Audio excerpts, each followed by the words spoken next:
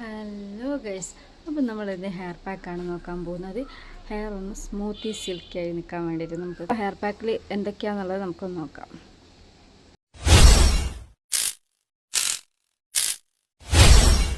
ഇതിന് വേണ്ടിയിട്ട് കുറച്ച് ചോറും അതിലേക്ക് കുറച്ച് കഞ്ഞീൻ്റെ വെള്ളം, പിന്നെ കട്ടത്തൈര്, പിന്നെ നല്ല പഴുത്ത റോബസ്റ്റ് പഴമുണ്ടെങ്കിൽ അതും എടുത്തിട്ട് നമ്മൾ തലേന്ന് കുതിർത്ത് വെച്ച് ഉലുവയും കൂടി ആഡ് ചെയ്തിട്ട് അരച്ചെടുക്കാം.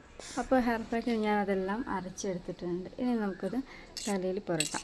അപ്പം എൻ്റെ മുടീൻ്റെ അവസ്ഥയാണിത്. മെസ്സി ആയിട്ടാണ് നിൽക്കുന്നത്, ഡ്രൈ ഒക്കെ ആയിട്ടാണ് നിൽക്കുന്നത്.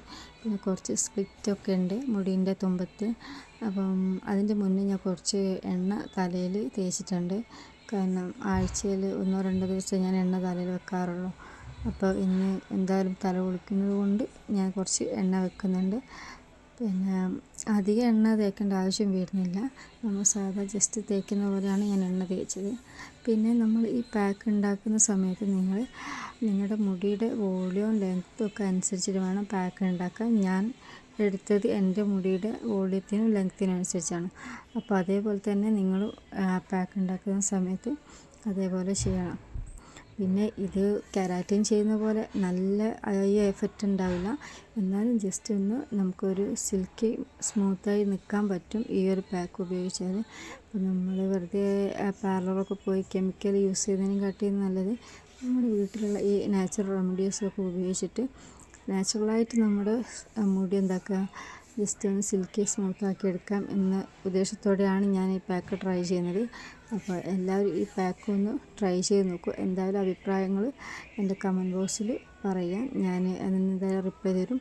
ഇതേപോലത്തെ കുട്ടി കുട്ടി ടിപ്സും കാര്യങ്ങളൊക്കെ ആയിട്ട് ഞാൻ ഇനിയും വരുന്നതാണ് കേട്ടോ. അപ്പോൾ എല്ലാവർക്കും ഇഷ്ടപ്പെട്ടെന്ന് ഞാൻ വിചാരിക്കുന്നു.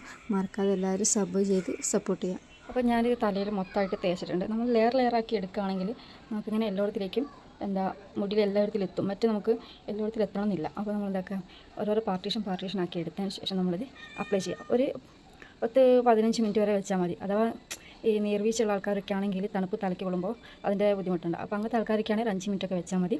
എന്നിട്ട് വേഗം കഴുകിക്കളയാം. ഓക്കെ, അപ്പോൾ ഞാനിത് ഒരു 10-15 മിനിറ്റ് വെച്ചതിന് ശേഷം കഴുകിയിട്ട് നമുക്ക് കാണാം റിസൾട്ട് എങ്ങനെയുണ്ട് നമുക്കൊന്ന് നോക്കാം. ഒരു 15 മിനിറ്റ് ശേഷം കഴിഞ്ഞു. അപ്പോൾ നമുക്കൊന്ന് വാഷ് ചെയ്തിട്ട് വരാം. എൻ്റെ മുടി ഇപ്പോൾ ഒരു ഹാഫ് ഡ്രൈ ആയതിനു ശേഷമാണ് ഞാൻ വീഡിയോ എടുക്കുന്നത്. അപ്പം മുടീൻ്റെ അകത്ത് കുറച്ച് പൊടികളൊക്കെ ഉണ്ട്, അത് ജസ്റ്റ് കോംബ് ചെയ്താൽ മാറുന്നതാണ്. അപ്പോൾ എൻ്റെ മുടീൻ്റെ വ്യത്യാസം നിങ്ങൾക്ക് മനസ്സിലാകുന്നുണ്ട് ഞാൻ വിചാരിക്കുന്നു. നേരത്തെ മുടീനെയും കാട്ടിയും കുറച്ചും കൂടി ബെറ്റർ ആയിട്ടുണ്ട്, ഒരു സോഫ്റ്റ് ആയിട്ടുണ്ട്, ഡ്രൈ ഒക്കെ മാറിയിട്ടുണ്ട്. അപ്പോൾ ഇത്രയേ ഉള്ളൂ ഇന്നത്തെ എൻ്റെ വീഡിയോ. എല്ലാവർക്കും ഈ വീഡിയോ ഇഷ്ടപ്പെട്ടു ഞാൻ വിചാരിക്കുന്നു. എല്ലാവരും ട്രൈ ചെയ്ത് നോക്കുക. ഇതേപോലത്തെ കുട്ടി ടിപ്സായിട്ട് വീണ്ടും വരുന്നതായിരിക്കും. ബൈ.